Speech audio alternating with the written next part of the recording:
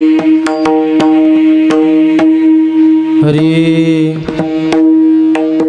सत्वर पावगे मला, सत्वर पावगे मला भवानी आई रोडगा वाईन तुला। सत्वर पावगे मला भवानी आई रोडगा वाईन तुला।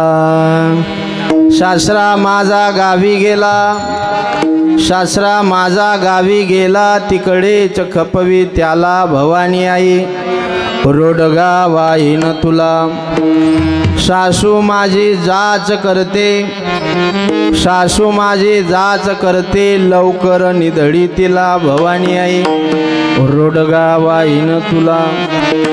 जाऊ माझी फळफळ बोलते, जाऊ माझी फळफळ बोलते बोळखेच करगे तिला भवानी आई रोडगा वाईन तुला। दादला मारोणी आहुती देहीन, दादला मारोणी आहुती देहीन मोकळीच करगे मला भवानी आई रोडगा वाईन तुला।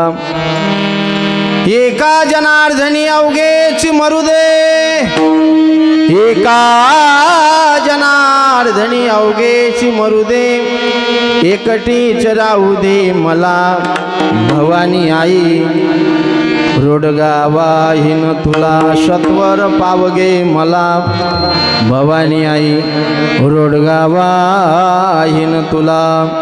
श्री गौरिया सकलार्था निजम पदम भोजेन मुक्ति पदम प्रौढम विघ्नं वनं हरंत मनगम श्रीधुंडिधुंडासिना वंदे चर्म कपाल कोपकर्णेर्वैराग्य सौख्यात् परम नास्तीति प्रतिसंतमंत विदुरम श्रीकाशिकेशं शिवम।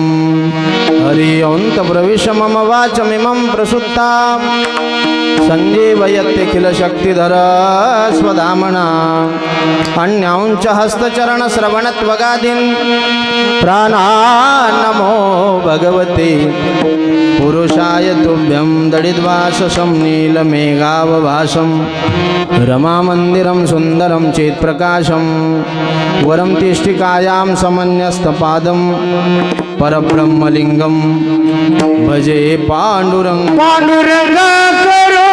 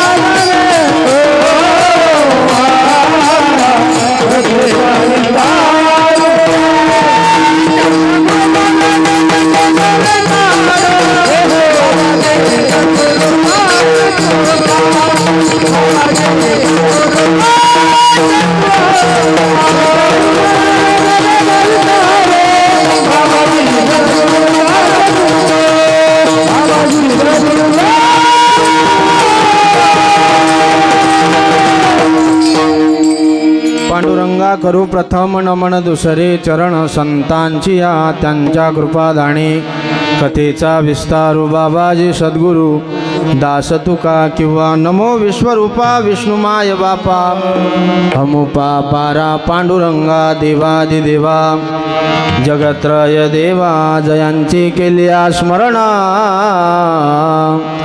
होय सकळ विद्येंचे अधिकरणा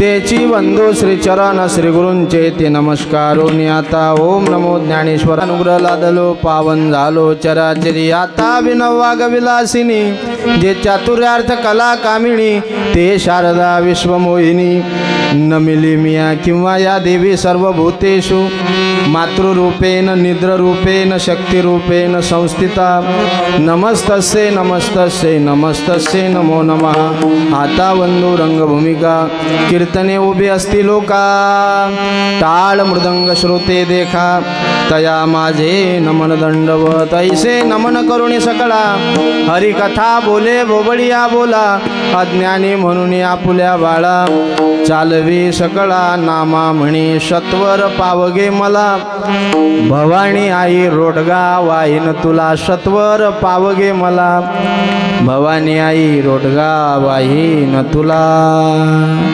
उपस्थित सर्व प्रभुप्रिय सज्जन भक्तिमती माता तथा चराचरामध्ये अदृश्य स्वरूपाने वास करणारी भगवत स्वरूप अदृश्य आणि असीम शक्ती शक्ती या रूपाने सर्व जगामध्ये नटलेला कारण अकारण कर्तुम अकर्तुम अन्यथा कर्तुम शक्ती या रूपाने सर्व जगाचं कार्य सुजन या रूपाने जो चालवणार आहे जो बोलवणार आहे जो ऐकवणार आहे जो सर्वांचा सर्व जाणतो म्हणून सर्वांमध्ये सर्वज्ञता ज्याच्यात आहे गतीर भरता प्रभो साक्षी निवास शरणम श्रभोत प्रभव प्रलय स्थानम निधानम बीजमव्ययम किंवा मियाची नेमिला साता काळू ग्रासत असे भूता येथ म्हणिया गते पंडू सुता एवढा जो व्यापक आहे शक्ती या रूपाने सर्व जगाचं कार्य हे सुजन या रूपाने जो चालवणार आहे जो बोलवणार आहे जो ऐकवणार आहे ज्ञानोबराय ज्ञानेश्वरीत त्या भगवंताविषयीचा सिद्धांत पटवत असताना अळद्या ओवीमध्ये दृष्टांत देतात आणि अळद्या ओवीमध्ये जगताला भगवंताविषयीचा सिद्धांत पटवतात। ज्ञानोबराय म्हणतात जसं जैसे सुवर्ण धातू एकची पुरणा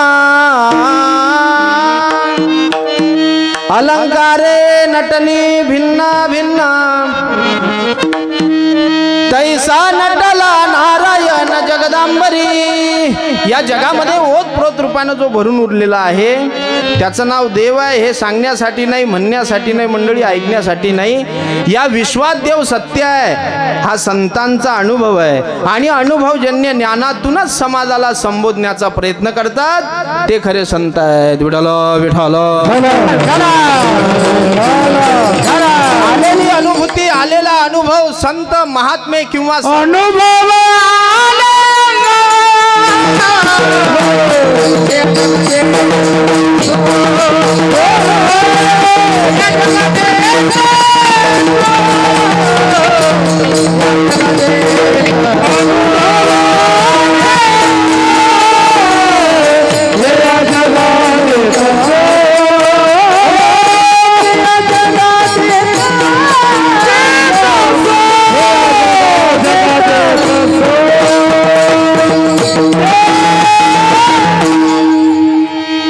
ठिकाणी सर्वांची माफी मागून बोलतो की महाराजांनी मला वेळ दिलेला होता 9 वाजताचा किती म्हणजे संपवायचा सुरू व्हायचा नाही आता किती वाजले 9:15 वाजले नुसता प्रस्तावनाच मांडतो म्हणून मग आता तुमची तर क्षमा सरेची मागावंच लागेल आणि यथामती यथा अवकाश या अभंगाचं चिंतन करून अल्पशा वेळामध्ये आपण थांबणार आहोत। म्हणजे किती वाजता थांबू बरोबर 9:15 आले आहे की नाही हां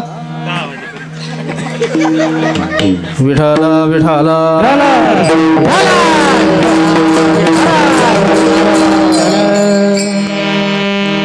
अनुभवजन्य ज्ञानातून समाजाला संबोधण्याचा प्रयत्न केला ते महात्मे आहेत सर्वज्ञ आहेत सर्वज्ञ अवस्थेपर्यंत पोहोचणारे आहेत म्हणून जगदांबराच्या चरणी शतशः नमन करून कार्यक्रमाला या ठिकाणी प्रारंभ करू।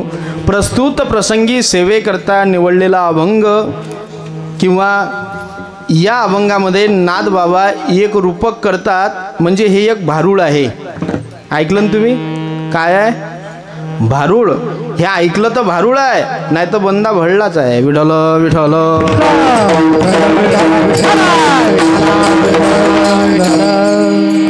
एक रूपक नाथ बाबांनी या अभंगामध्ये केलेला आहे आणि त्या जगतजननी समोर, त्या आई भवानी समोर मागणी केलेली आहे.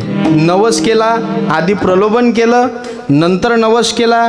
त्या जगदंबेला या अभंगातून विशेष स्वरूपाने एक वार्तालाभ साधतात, पण तो एका रूपक मताच्या भावाने, एक रूपक करून.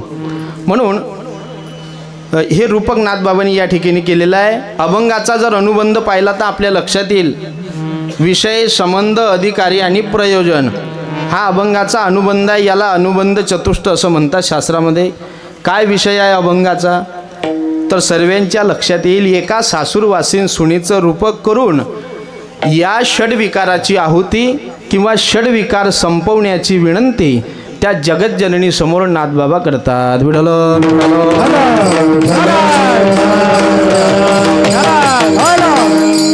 जसा जसा विषय येईल तसा तसा अभंगाचा अन्वय, व्यतिरेक, उपोद्घात, संबोधन लावण्याचा आपण प्रयत्न करू. कारण अभंगामध्ये प्रवेश करण्यापूर्वी परिहार द्यावाच लागतो. माहीत जरी असलं तरी सुद्धा इथला तो नेम आहे, असा दंडक आहे बरं का.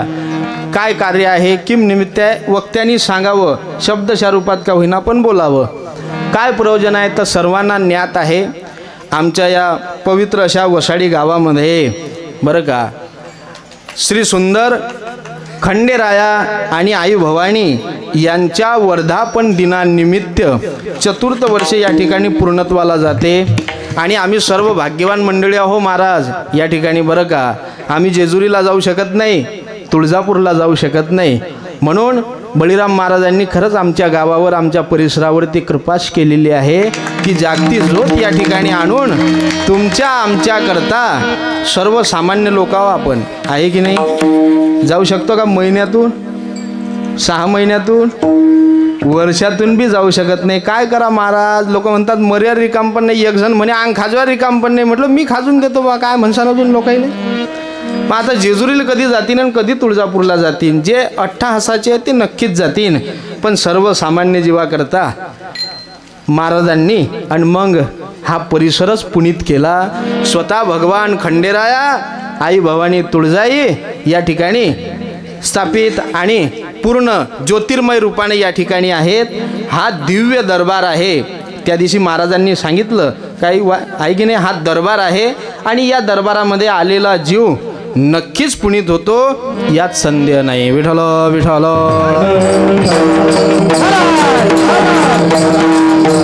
आणि अशा दिव्य दरबारामध्ये भगवान खंडेरायाच्या, मार्कंडेच्या त्या ठिकाणी आणि विशेष स्वरूपाने त्यांच्याच कृपेने, भगवंताच्या आशीर्वादाने, संतांच्या आशीर्वादाने, दानदातृत्व, कलाकार मंडळी, टाळकरी मंडळी, भजनी मंडळ सर्वांच्या सहकार्याने चालत असलेला हा ज्ञानयज्ञ.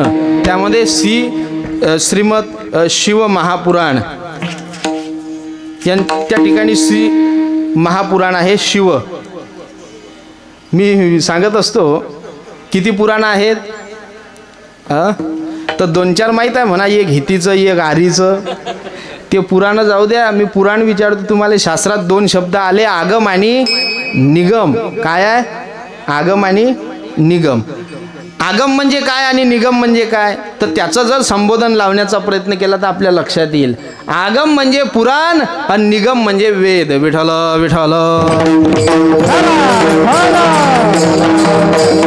असे 18 पुराण आहेत. त्यामध्ये हे शिवपुराण आहे, लिंग पुराण आहे. भगवान महादेवाची दिव्य कथा ज्याच्यामध्ये गायली जाते, ते विशेष स्वरूपाने कथा महाराजांच्या मुखातून या ठिकाणी आपण श्रवण करतो. खरंच आपण भाग्यवान मंडळीच आहोत बरं का, असंही म्हणायला हरकत नाही.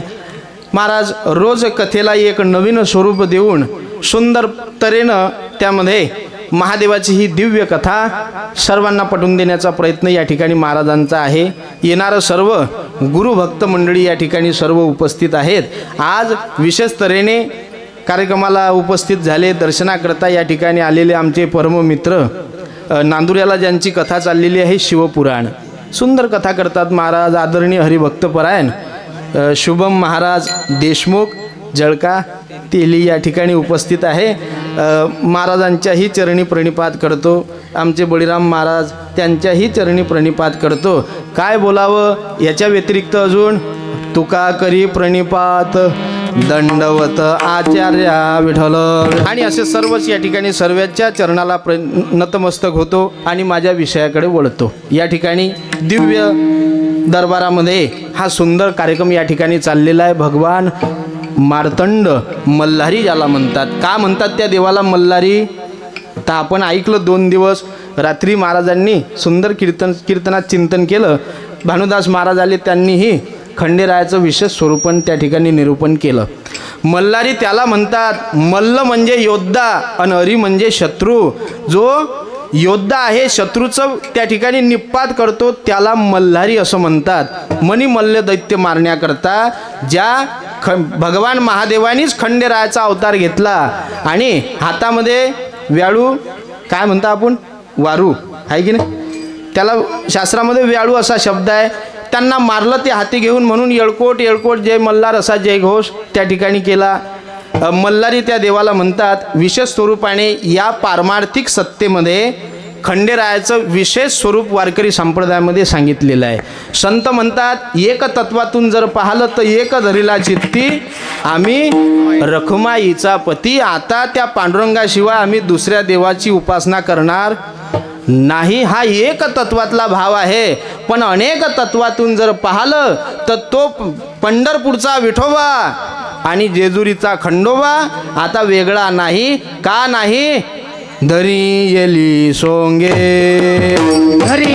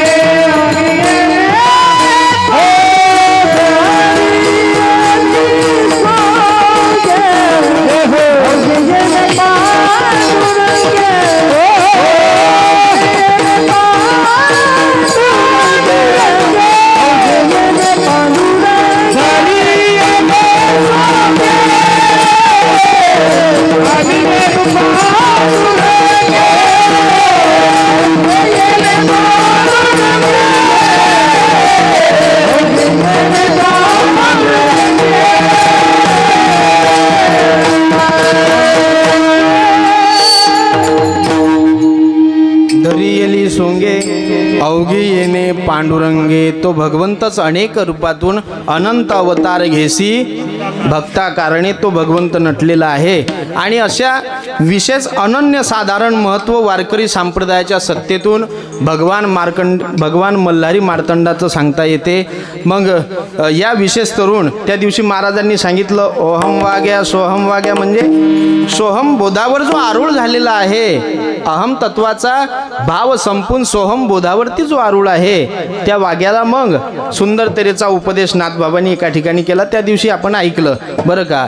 मग या देवाची उपासना कशी करावी तर सुंदर वर्णन केलं। आत्मनिवेदन भरित रोडगा निवतील हारो हारी, एका जनार्दनी धन्य खंडेराव त्यावर कुंचा वारी। आत्मनिवेदन ही आत्मनिवेदन नावाची भक्ती नवविधा भक्तीमध्ये सांगितलेली आहे। विशेष साधारण महत्त्व आहे तिचं। आणि मग कशाचा नैवेद्य? आत्मनिवेदन भरीत रोडगा। भरीत भरीत तुम्ही झोपली की जागी आहे? जागी आहे ना? आपण म्हणतो की नाही शास्त्रामध्ये वांग निषिद्ध आहे पण भरीत सिद्ध आहे। वांग खाऊ नाही म्हणतात की नाही असं? एका ठिकाणी वांग्याची भाजी केली, मग आमचे एक महात्मे आहेत ते जेवणाकरता गेले। ते वांग्याची भाजी होती, ते मसाल्याचं वांग काय म्हणतात आपल्याकडे त्याला, ते काटेरी आपण म्हणतो की नाही त्याला मसाला वांग। मग जेवणाला बसल्यानंतर महाराज म्हणत मला ते वांग्याची भाजी चालत नाही कारण ते निषिद्ध आहे वांग। मग म्हणे राहू दे, आता मसाल्याची भाजी होती बोले वास झाला। मग म्हणत असं करा ताई तुम्ही रसा वाळा, रसा चालते म्हणत। मग त्या बाईनं काय केलं, त्या बगुण्यामध्ये असा चमचा आळवा केला किंवा वांग पोळू नये म्हणून। असा चमचा आळवा केल्यानंतर बाबा काय म्हणत, बाई त्याच्या मतानं पडलं तर पडू दे, पण तू वाळू नको. विठाल विठाल.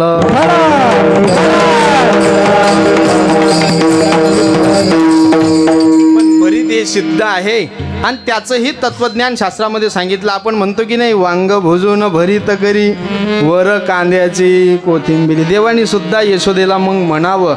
अनन्य साधारण विशेष तऱ्हेचं महत्त्व भगवान खंडेरायाचं या ठिकाणी प्रतिपादित करता येईल. पण या ठिकाणी आज 2 दिवस आपण खंडेरायाचं महात्म्य ऐकलं आणि मग भवानी सुद्धा इथं स्थापित आहे. म्हणूनच हा त्या भवानी समोर, जगतजननी समोर एक नवस आहे, एक अट्टहास आहे. म्हणून हा अभंग या ठिकाणी निवडण्याचा प्रयत्न आहे. तुम्ही संत प्रमाणांचा जर विचार केला तर नवस हा शब्द गाथ्यामध्ये बरेच ठिकाणी आलेला आहे. आला की नाही? नवस हा शब्द बऱ्याच ठिकाणी गाथ्यामध्ये आपण जर चिंतन केलं तर आपल्या लक्षात येईल. या जीवानं देवाला नवस केला बरं का. काय नवस केला? एक वेळा करी या दुःखा वेगळे दुरिताचे जाळे. आणि तू जर देवा या गर्भवासाच्या यातनेतून जीव म्हणतो मला जर मुक्त केलं तर माझा एक नवस आहे, आठवीन पाय हा माझा नवस. हा माझा नवस आहे देवा, नवस. आणि या नवस जीवानी देवाला केलेला नवस तुकोबरायांनी गाथ्यात केला. चला नामदेव महाराजांच्या गाथ्यामध्ये एक नवस आलेला आहे. गोनाईने त्या ठिकाणी नवस केला भगवंताला, पंढरीनाथाला. कशासाठी केला? की एक मुलगा, एक पुत्र मला व्हावा. जर विषय जर आपण पाहिला तर तुकाराम महाराजांचा अजून गाथा उघडा म्हणजे मग आपल्याला त्या ठिकाणी चिंतनाला काही अभंग अभ्यासाला मिळतील. महाराज म्हणतात, जरी का 900 पुत्र होती मग तरी का करणे लागे पती. काय म्हणतात ऐकता तुम्ही हे? जर 900 पोरं झाले असते तर मग त्या बाईला नवरा करायची काय गरज असती? म्हणजे पोरं होण्यासाठी काय करावं लागेल? पती करावा लागतो, असं तुकाराम महाराजांचं म्हणणं आहे, माझं नाही. पण विषय जर पाहिला तर नवस मग संतच करतात आणि संत मालिकेतूनच करतात. का करतात? तर जो त्या ठिकाणी मुलगा जन्माला येणार आहे तो हरिभक्ती सांभाळण्याकरता, ही परंपरा सांभाळण्याकरताच एखादा मुलगा आमच्या वंशामध्ये द्या, म्हणजे सत्कर्माकरता मागितलेला, प्रपंचाकरता नाही. म्हणून तो नवस पूर्णत्वाला आहे. विठ्ठल विठ्ठल.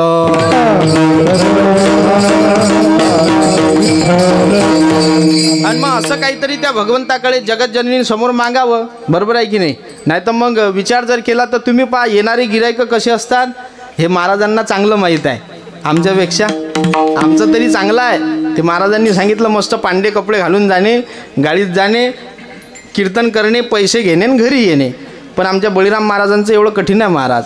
एक दिवस मी त्याच्याजवळ बसेल होतो आणि मग सहज मी सांगत असतो, कोणीतरी एक बाई आली महाराजांना, म्हणे महाराज मा दिवसभर चित लागत नाही, मला भनभनच लागते. काय सांगतील आता महाराज त्या बाईले? म्हणजे याच्यावर काय उपाय आहे? महाराज म्हणत, आजी असं करा, देवाचं दर्शन घ्या, कारण हा दरबार आहे. महाराजांचं एक वाक्य आहे आणि भगवंतांनी ते सांभाळलेलं आहे. इथं कोणताही दुःखी आला तरी तो आनंदाने हसत गेला पाहिजे. विठ्ठल विठ्ठल. पण हे गिराईक असे आहेत महाराज, काही येणारे बरं का, काही येणारे. आणि मी सांगत असतो तो भगवंत आहे, त्याला मल्हारी म्हणतात. आम्ही काय निमित्त घेऊन या दरबारामध्ये आलेलो आहे हे तुम्हाला त्या देवाला सांगायचंच काम नाही. काहून? आणि जर त्या देवाला आम्हाला हे सांगा लागलं तर मग त्याला देव कोण म्हणीन? कोणी म्हणीन काय? त्या देवाला सांगायची गरज नाही. न सांगता तुम्हा कळो येथे अंतर. न सांगताच तुम्ही आले कीच त्या देवाला समजते ही गिराईक कोणता आहे. विठ्ठल विठ्ठल.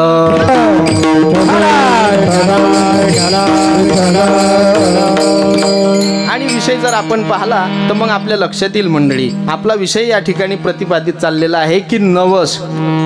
गोनाईने मग तो नवस केला होता. पण ही परंपरा सांभाळण्याकरता एखादा पुत्र आमच्या घरामध्ये द्या देवा. गोनाईने नवस केला, हिने नवस केला, पुत्र द्यावा मला, पुत्र द्यावा. अधिष्ठान पंढरपूर हो नाटकाला सुंदर, अधिष्ठान पंढरपूर हो नाटकाला सुंदर, अधिष्ठान पंढरपूर सुंदर.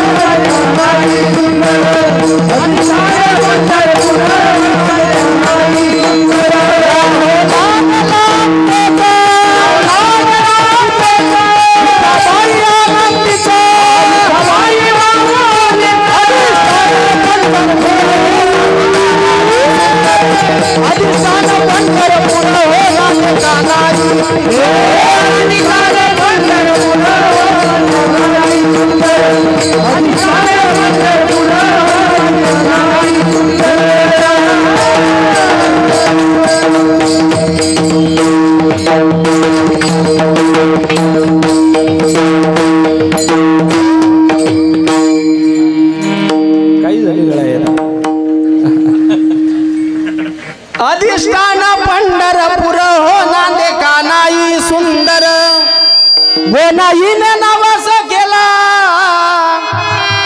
एक पुत्र द्यावा मला अधिष्ठान पंढरपूर हो नांदे कानाई सुंदर अधिष्ठान पंढरपूर हो नांदे कानाई सुंदर त्या जगत भवानी समोर त्या भगवंतालाच आता भवानीचं रूप देऊन गोनाईने नवस केला पोटी आले नामदेव महाराजांचा अवतार झाला बरं का जो भगवत भक्तीची धुरा सांभाळेल आणि कोण नामदेव महाराज आमच्या या महाराष्ट्रामध्ये नामदेव महाराजांना संत म्हणतात तुम्ही पंजाब मध्ये चाला त्या पंजाब मध्ये नामदेव महाराजांना देव मानतात लोक देव का तर या विश्व वारकरी संप्रदायाची ध्वजा ज्यांनी पंजाब मध्ये नेऊन फडकवली ते नामदेव महाराज विठ्ठल विठ्ठल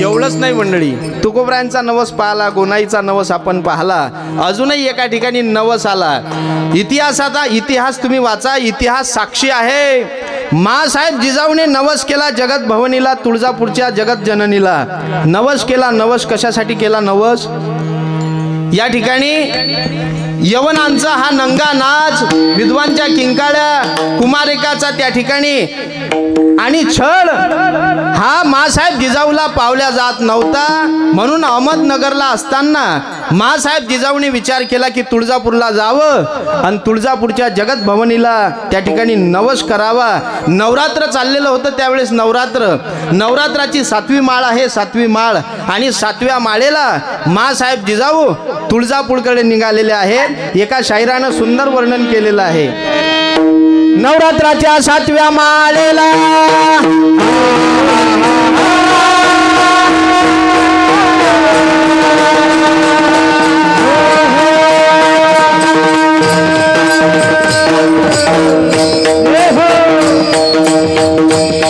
नवरात्राच्या 7व्या माळेला धुरानगरी गेल्या दर्शनाला आई समोर पदर पसरीला एक पुत्र द्यावा गे मला उजवा कौल लावला अंबेला उजवा कौल मणी धरलेला हे जगत भवानी जगत माते या स्वराज्याच्या स्थापने करता हा यवनांचा सर्वानंगा नाच थांबवण्याकरता तुझी शक्ती मला हवी आहे माँसाहेब जिजाऊ तुळजापूरला येऊन त्या जगत भवानी समोर तुळजापूरच्या देवीला धुरानगर म्हणजे तुळजापूर आणि त्या तुळजापूरला नवस करतात नवस तू जर मला पुत्र दिला तर 9 दिवस तुझ्या घटाला बसवेल 9 दिवस तुझी उपासना करेल उपास करेल म्हणून हे आई भवानी मी उजवा कौल तुला लावलेला आहे तू कौल दे म्हणून पदर पसरला आई समोर पदर पसरला उजवा कौल लावला अंबेला अंबेने कौल बघा दिला कौल बघा दिला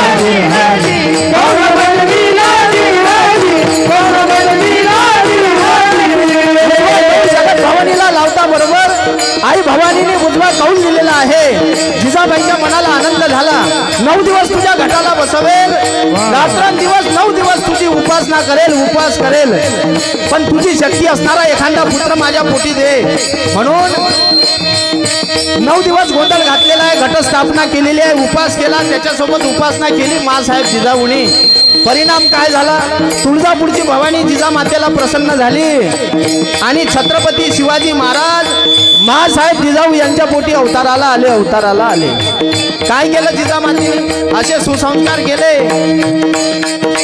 धन्य जिजाऊ किती गुण गाऊ महाराष्ट्राची राणी हो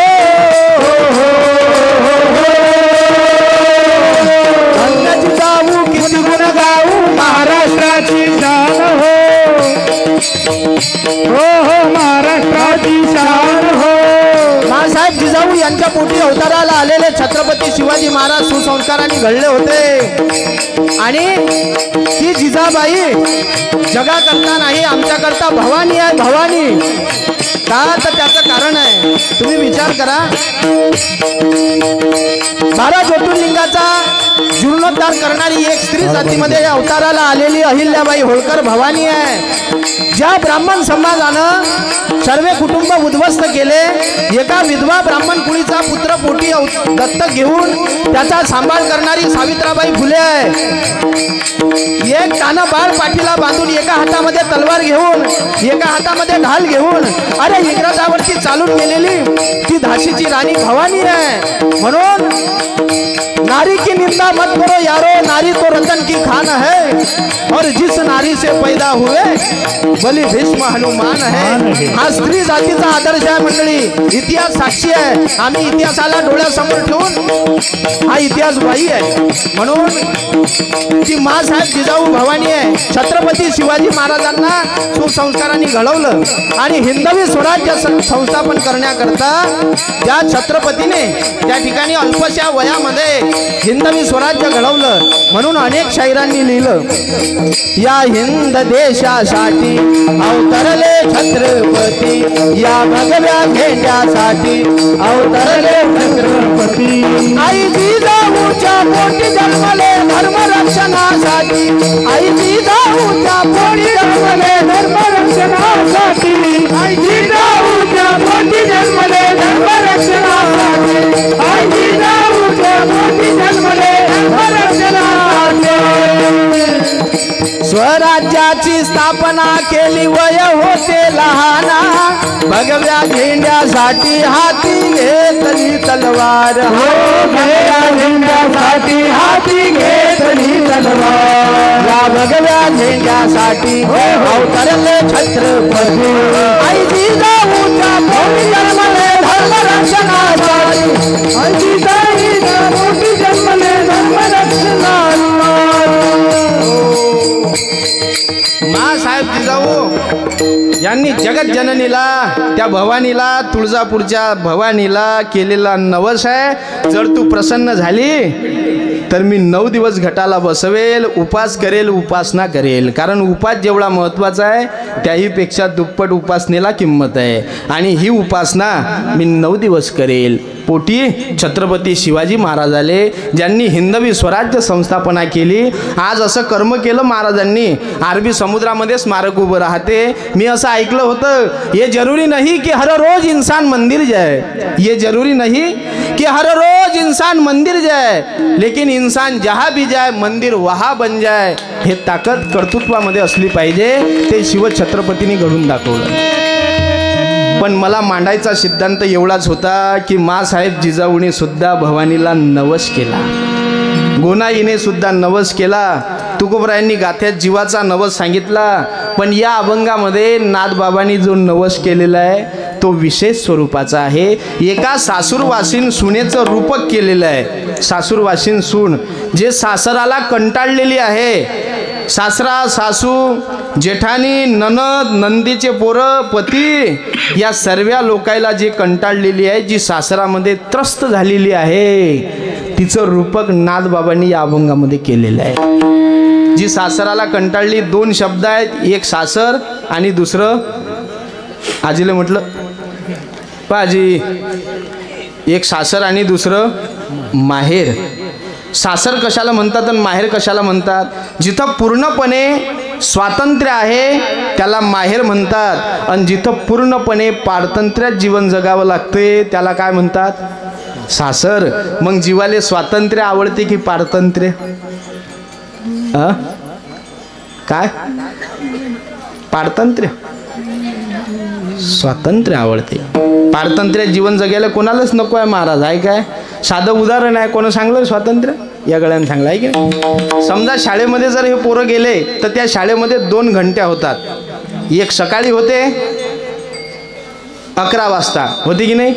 किती वाजता होते रे सकाळी शाळा भरायची? घंटी किती वाजता? सकाळी रे शाळा ऐकले भरते का? कारण मला घाटाळचं समजता का रे? किती वाजता होते सकाळी? 11 वाजता. आणि एक सुटेची किती वाजता होते? 5 वाजता. 5 वाजता होते. बरोबर आहे की नाही महाराज? जाऊ द्या, ते आउट ऑफ झाले आता. एक सकाळी 11 आणि संध्याकाळी? पोरं मी तुम्हाला एकच विचारतो, तुम्हाला सकाळची घंटी आवडते की संध्याकाळची? असं आता पटलं तुम्हाला. म्हणजे सकाळची घंटी गुंतवणारी आहे आणि संध्याकाळची मोकळी करणारी आहे. विठ्ठल म्हणजे याचं काय कारण आहे? तर जीवाला पारतंत्र्य आवडत नाही, स्वातंत्र्यात जीवन जगणं सर्वेला मान्य आहे. मग तसं पारतंत्र्यात जगावं लागते त्याला सासर म्हणतात, आणि स्वातंत्र्यात जगावं लागते महाराज त्याला माहेर म्हणतात की नाही? आणि सासर आणि माहेर याच्यातला जर फरक सांगायचा झाला तर पूर्वीचा काळ होता, जुना काळ, दमनी गाडीचा काळ होता. आम्ही काही पाहिलं नाही पण हे जुने लोक सांगत. दमनी गाडी बैलजोडं होतं की नाही? दमनीनं मग ते दमनी जर निघाली काही 2-4 म्हातारे लोक वट्यावर बसेल असले तर ती ते दमनी पाहत असताना ते लोक वट्यावर बसल्या बसल्या सांगत, भाऊ हे गाडं राजा माहेराहून सासराला चाललं. काहून? कारण ते पोरगी राहून राहून जर मागे पाहत असेल तर महाराज म्हणतात, कन्या सासुराशी जाय मागे परतुनी पाय. म्हणजे राहून राहून मागे जर पाहत असेल तर गाळं माहेराहून सासराला चाललं, आणि जर पुढे त्या पोरीचं तोंड असेल तर ते गाळं सासराहून माहेराला चाललं. असा सिद्धांत होता. आता बैलगाड्याचा काळ संपला, बुलेट गाडीचा सुरू झाला. त्याच्यावर मागेही पाहता येत नाही आणि पुढे पाहता येत नाही, असं तिरपस पाहा लागते. काय समजता गाडी सासरी चालली की माहेरी? तो काळ संपून गेला की नाही? पण पारतंत्र्यात जीवन आहे ते सासर आणि स्वातंत्र्य माहेर आहे की नाही? मग सर्वांना काय आवडते? तुमचं आमचं जाऊ द्या, आमच्या संतांनी ओळख सांगितली. काय? आपुल्या माहेरा जाईन मी, किंवा भेटेन माहेरा बाई बाई जाते ग माहेराला. सर्वाला आनंद आहे. जाऊ द्या आता, ज्यांना विचारायचं आहे ते आता महिला मंडळी बाजूलाच आहेत, आहे की नाही? खरं सांगा, तुम्हाला सासर आवडते की माहेर? ज्या माहेराहून सासरी आलेले आहेत ते तुम्ही एकीमेकीकडे पाहूच नका, माकडे पाहून सांगा. तर सर्वेला आवडाय असं म्हणतात जुने लोक सांगत. माहेरचं कुत्रं जरी भेटलं तरी काय असते म्हणतात? गोड असते. आणि माहेरचं वर्णन अतिशोक्तीत असतात. एका ठिकाणी गाणं चाललं होतं, ती बाई अतिशोक्तीत म्हणे, आंब्याच्या झाडाखाली भाऊ माझा दारू पाळी, कोण्या माणसानं केली चाळी ग, आली पोलिसाची गाडी. आली म्हणे गाडी नेलं धरून. विठ्ठल विठ्ठल.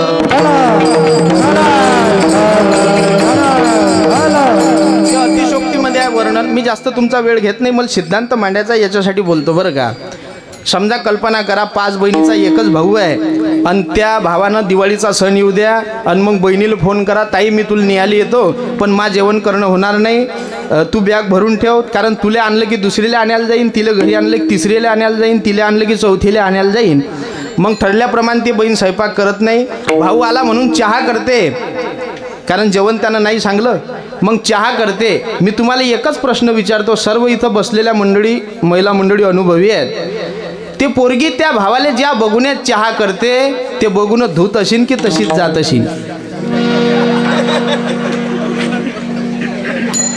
जाऊ का घरी मी? धूत असेल. ते म्हणत असेल, आत्या मा भाल टाईम होते, एवढं पाणी फेक जा. गाडीवर बसते, पाया लागत असेल, नशीन निघली बाई बाई जाते ग माहेर. तो आनंद आहे माहेरला जाण्याचा. मग हे पूर्णपणे स्वातंत्र्य जिथं आहे ते माहेर आहे, आणि पूर्ण पारतंत्र्यात जगावं लागते ते सासर. लवकर उठावं लागते, सर्व संसाराचा जाज. आणि मग ते रूपक नाथबाबा करतात संसारात. कल्पना करा, आपण दृष्टांत पाहून मग सिद्धांताकडे वळू. समजा संसाराला कंटाळलेली एक सासूरवासीन सून नदीच्या काठावर धुणं धुयाला गेली, धुणं धुयाला. आणि मग तिची ठरल्याप्रमाणे मैत्रीण आली. तिला वाटलं विचारू तुझा हप्ता पडला की नाही, पण ती यायला लागली. येत असतानाच तिनं पाहिलं माई मैत्रीण तर घडघड घडघड रडत होती. ते म्हणे, बाई का रडतं? म्हणे, बाई काय सांगू तुला. आणि या बायाची एक गोष्ट आहे महाराज, तुम्ही या बायाले रडणाऱ्या बाईले म्हणा काहून रडतात, ते बाई अजून जोरात रडते. मग त्या बाया म्हणतात, बाई आता रडू नका, तोंडानं सांगा. काय म्हणतात? आता काही रडू नका, तोंडानं सांगा आता. मग त्या ठिकाणी ते विचारायला लागली, का रडतं? म्हणे, काय सांगू तुला, एवढा त्रास आहे म्हणे मला घरी, एवढा त्रास आहे. काय? एक भजनच आहे ते, माया माहेरी सुखाची सावली गमी सासरी धंद्याले कावली म्हणतात की आहे ना, काहीतरी आहे ते भजन एक. संसाराला कंटाळली म्हणे आता. किती? एवढी कंटाळली, एवढा त्रास आहे संसारातल्या या घरच्या लोकांचा. सासरा त्रास देते, सासू त्रास देते, जेठानी त्रास देते, ननद त्रास देते. बरं या लोकांना दिला तर मला काही वाटत नाही, पण निदान नवऱ्यानं यानं तर चांगलं म्हणा. आणि बाईचं एक गोष्ट असते महाराज, घरच्या लोकांनी किती त्रास देऊ द्या, फक्त तिच्या पतीनं तिला म्हणा, त्यांच्याकडे काय लक्ष देतं, मी आहे ना तुझ्यासाठी. बस एवढंच त्या स्त्रीची अपेक्षा असते. ती म्हणे बाई मा घरचा बॉईच त्या ठिकाणी चांगला बोलत नाही, एवढी कंटाळली. किती? उबगले सासरी मज आता माहेराशी न्या हो, सोळा एवढा ताच तुमच्या पाया पडते हो, सोळा एवढा ताच तुमच्या पाया पडते हो, पाया पडते हो. कंटाळली म्हणे आता या संसारामध्ये, सासऱ्याच्या सासूच्या जाचाला जेठानीच्या त्रासाला आता कंटाळली, पूर्णपणे उबगली. म्हणून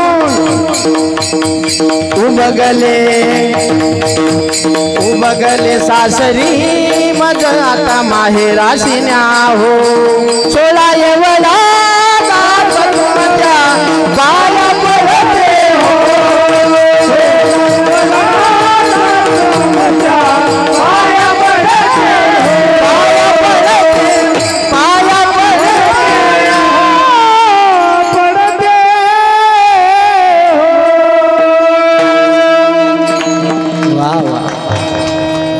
सोळा एवढा जाच तुमच्या पाया पड. कोणाचं प्रमाण आहे हे? काही तमाशातलं नाही, मुक्ताबाईचं प्रमाण आहे.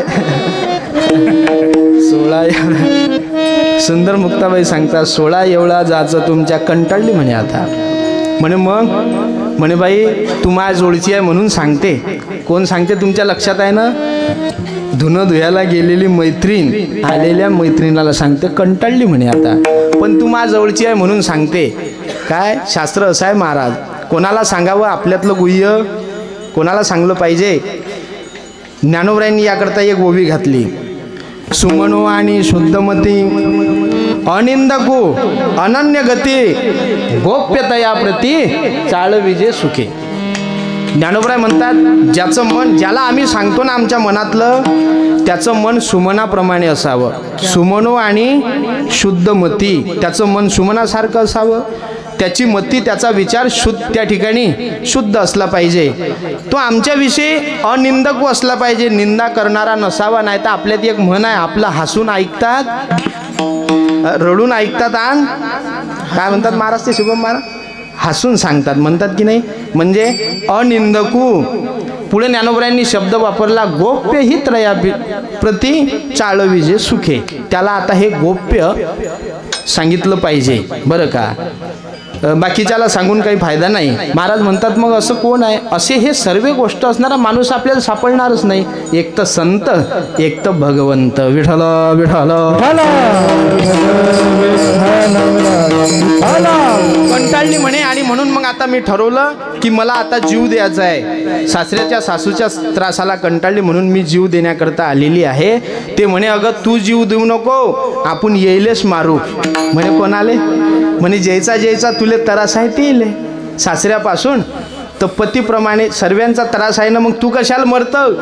तर ते मैत्रीण म्हणे बाई जर मीनं येईल मारलं तर पहिली माझी ओवी ग पिंपळगावच्या राजाला, दुसरी माझी ओवी ग बुलढाण्याच्या जिल्ह्याला. झालं म्हणे असंच आहे. मग पहिले 4 दिवस पोलीस लोक पिंपळगावात नेते आणि मग 15 दिवस बुलढाण्यात. निकाल लागला तर ठीक, नाही तर औरंगाबाद, नाही तर येरोळा जेल. विठाला विठाला. आत्महत्या करणं म्हणे येईल मारणं पाप आहे. म्हणे तू तसं करू नको. मग आमच्या गावले ठाणं आहे म्हणे. ठाणं म्हणे कशाचं? त्या ठिकाणी भवानी आहे आणि जागृत आहे, खंडेराय आहे, जागृत आहे. आपण जर त्यांना नवस केला आणि हे सर्व अर्पण केलं तर नक्कीच ती आई भवानी आणि खंडेराय आम्हाला मुक्त करेल. म्हणून आपण तू नको मरू, या लोकायलेच मारू, जयचा जयचा तुले तरास आहे. हा झाला दृष्टांत. आता चला सिद्धांताकडे वळू. महाराज म्हणतात की या सासराला सर्व साधक कंटाळलेले आहेत. तुकाराम महाराजांचा विचार करा तुम्ही. महाराज म्हणतात देवा काय करू गड्या, सकाळीच मला तुझ्या दर्शनाला या वाटते, सकाळीच प्रभातेशी वाटे तुमच्या यावे दर्शना, येथे नसले चोरी मुरली राहे कागा सासुरवासी मज केले भगवंता, आपुलिया सत्ता स्वाधीनता ते नाही. सकाळी दर्शनाला या वाटते देवा, पण हे वासना कागा सासुरवासी मज केले भगवंता. का सासुरवासी केलं? मग हा सासुरवास ज्या ज्या लोकांचा आहे, ज्या ज्या षडविकाराचा आहे, हे जर संपवायचं असेल तर खंडेराया आणि भवानीला मग तो नवसच करावा लागेल, बरं का. हा साधक या षडविकाराला त्रस्त झालेला आहे, कारण हे त्रस्त करणारेच आहेत, त्याला षडविकार म्हणतात. काम, क्रोध, लोभ, मद, मत्स्य, दंभ आणि अहंकार हे किती ते वैरी आहेत. काम, यश, क्रोध, यशो, रजत, गुणा, समुद्भवा, महाशणो, महापापना, विद्यही. हे एवढे खादाळ आहेत महाराज, एवढे खादाळ आहेत. किती खादाळ आहे? खादाळ माणूस समजते तुम्हाला? एका माणसाला एवढी भूक लागली, एवढी भूक लागली, आणि मग बिट्ट्या होत्या त्या पंक्तीत, बिट्ट्या. कार्यकर्त्याला तो भूक लागणारा माणूस काय म्हणे, काय गळ तुम्ही बिट्ट्या केल्या आणि एवढ्याच, आणि लोक एवढे पुरती ना आता एवढ्या लोकायले ह्या. तर मग एक जण काय म्हणे, आमच्या वासदेव काकासारखा एक माणूस होता, तो म्हणे हे पाय गड्या तू पहिलेच जीवन घेजो लागला तर पहिल्या पंक्तीत, पहिल्याच पंक्तीत जीवन घे तू, मग पाहू आपण. मग पहिल्या पंक्तीत बसला तो जियाले, पोट भरून जेवला, बम जेवला. मग तोच येऊन काकाला सांगे म्हणे भाऊ आता तर लय उडते हो हे, म्हणजे याला भूक लागेल होती ना, आता लय उडते म्हणे राजा. म्हणजे किती खादाळ आहे एखाद्या माणसाचा. जर तसे कामक्रोध किती खादाळ आहे महाराज तुम्हाला माहीत आहे? 60,000 वर्षाचं तप सौभरी ऋषीचं एका सेकंदामध्ये संपून टाकलं. विठ्ठल विठ्ठल. 60,000 वर्षाचं तप विश्वामित्राचं संपवलं. हे कामक्रोध एवढे खादाळ आहेत. 60 वर्षाचं तप एका सेकंदामध्ये संपवलं. कामाजी कोतवाल येणे नागविले बहुताशी संपवले. म्हणून हे षडविकार एखाद्या साधकाला सलतात मंडळी, ते सहन होत नाहीत. आणि म्हणूनच असा एखादा साधक जगत जननी भवानी समोर उभा राहावा आणि म्हणावं, जसं नाथबाबा म्हणतात ते रूपक करतात, किती सून सासराला कंटाळली, तसा हा साधक या षडविकाराला कंटाळला आणि मग त्या जगत जननी समोर नवस करतो. पण आधी प्रलोभन दिलं की तू लवकर मला प्रसन्न हो. जर तू मला प्रसन्न झाली तर प्रलोभनाने या ठिकाणी सांगतात. मग या त्या ठिकाणी काय सांगतात की तू जर मला प्रसन्न झाली तर मी काय देईल? अभंगाचं सत्वर पावगे मला हो, सत्वर पावगे मला सत्वर पावगे मला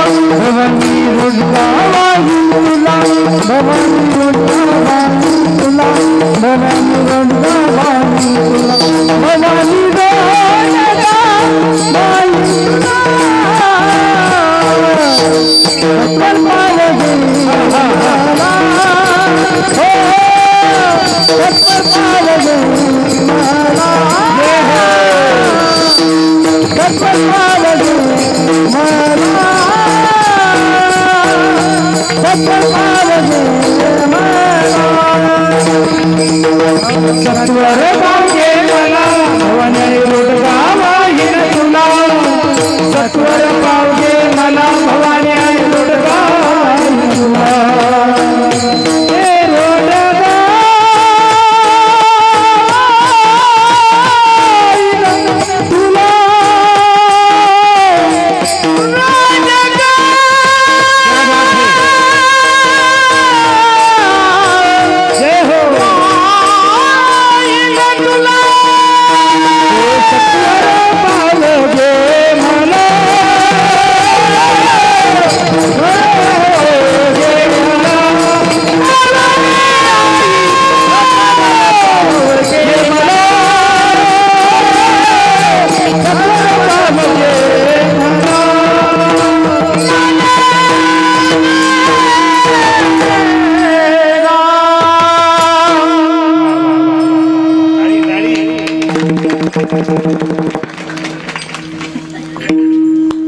सत्वर पावगे मला भवानी आई रोडगा वाहीन तुला. पंचदशीचा जर विचार केला तर त्याच्यामध्ये क्रियापद, पदच्छेद, संबोधन, अन्वय असा जो भाव सांगितला. मग याचं या ठिकाणी पदच्छेद काय आहे या अभंगाचा? पदच्छेदाचा जर विचार केला तर सत्वर पावगे मला भवानी आई रोडगा वाहीन तुला, हा झाला पदच्छेद. मग याचा अन्वय, त्याचा जर संबोधन लावायचा विचार केला तर याच्यात एक संबोधन आहे फक्त भवानी आई. कशाला म्हणतात भवानी? हे भवानी संबोधन आहे. म्हणजे तुमच्या लक्षात येईल हे पंचदशीमध्ये आलेले विषय आहेत. भवानी कशाला म्हणतात? भवानी एवढा सुंदर शब्द आहे महाराज भवानी. जे भव नदीतून वर आणि तिला काय म्हणतात? भवानी. पण आमच्या त्या लोकांनी या भवानी शब्दाचं वाटोळं केलं. वाटोळं म्हणतात की नाही, 2-4 बाया जर बसेल असल्या आणि एखादी बाई जर निघली रस्त्यानं तर काही काही बाया काय म्हणतात? ते चालली. तुम्ही म्हणा ते आता काय म्हणतात? काय म्हणतात हो तुम्ही? काय भटक भवानी तरी एवढा सुंदर शब्द आहे भवानी. पण आमच्या लोकांनी महाराज ऑपरेशन केलं त्या शब्दाचं, ऑपरेशन. आणि खरंच आहे, काही काही शब्द खरंच सुंदर आहे. तुम्ही पहा, ज्याच्यात आम्ही आंघोळ करायचो त्याला खरा शब्द होता गंगालय. गंगेचा आलय ज्याच्यात त्याला गंगालय. त्याचा अपभ्रंश झाला, त्याचं झालं गंगाय. त्या गंगालयाचं ते गंगाय बी गेलं. मग काय? बकेट कशाची? स्टीलची. ते बी गेली. मग प्लास्टिकची, तेही संपली. मग फायबरची. आता काय माहिती आहे तुम्हाला? शहरामध्ये चाला टप आहे, डायरेक्ट टप. आणि त्या टपामध्ये खाते का फेस? असं वाटते काय फेसच खाते का आता? तुम्ही टेक्नॉलॉजीमध्ये जर गेले ना, आपण जर हातपाय धुवायला गेलो आणि लोकांना कधी म्हटलं हातपाय धुण्यात, ते लोकांना हा अंदर तरी 2-4 नळ असतात आणि 4-5 कॉक असतात. नेमका कोणता कॉक कसा कोणता आपल्याला काय डोकं चालते? त्या घरातल्या माणसाला माहीत असते हा खालच्या नळाचा, हा वरच्या नळाचा, तो मधातल्या नळाचा. आपल्याकडून जो चालू करायचा नाही तोच झाला चालू. झालं शावर सुरू. बंद करेल तर अर्धे कपडे ओले होऊन जातात. टेक्नॉलॉजी घटना दुरुस्ती झाली. पण सकाळी त्या ठिकाणी गंगेचं नाव मुखात यायचं. त्याला खरा शब्द होता गंगालय. तसं भवानी शब्दाचा अपभ्रंश झाला. पण भवानी जी या भवसागरातून, भव नदीतून वर आणि किंवा तारुण्यही तिला भवानी असं म्हणतात. आणि ती सामान्य आहे काय? अनादि निर्गुण प्रगटली भवानी, अनादि निर्गुण प्रगटली भवानी. मर्दना लागे सुर मर्दना लागे करावया धाडरे करावया